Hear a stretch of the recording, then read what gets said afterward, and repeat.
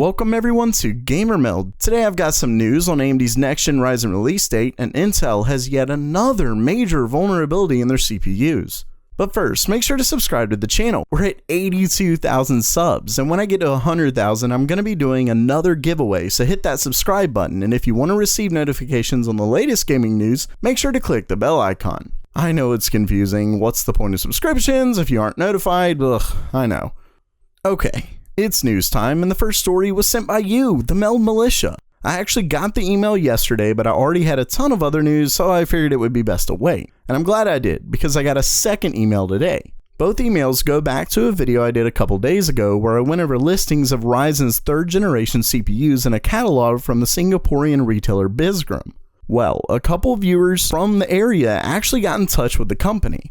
And the first email I got was a conversation with the company in WhatsApp. As you can see, he asked customer service whether the CPUs in their catalog were a placeholder or not, and they answered with a release date for the CPUs in 4 to 5 weeks. I guess you could say it wasn't a placeholder? Now, the second user sent me a couple email conversations he had with Bisgram. In the first one, he asked about the release date of the Ryzen 9 3850X, and this representative replied with 8 weeks. Now, there's an obvious difference, but there could be a couple reasons. For one, some retailers will sell chips, before they're supposed to. And the same user that sent me the first leak said it's happened before with Intel's 9th gen CPUs. The second possibility is that the Ryzen 9 3850X is planned for a later release than some of the others. In the second email, he asked when the X570 motherboards would be released, to which Bisgram replied with 2 to 3 months. So I think it's a safe bet to assume we should be seeing the release of AMD's 3rd gen CPUs in a couple months. Of course, AMD probably doesn't know the official date themselves yet, but it's pretty easy to say we won't have to wait too long. That and the prices Bisgram released really could be the final prices. If you didn't see that video, check it out right here. Either way, I guess we'll have to wait to be sure though.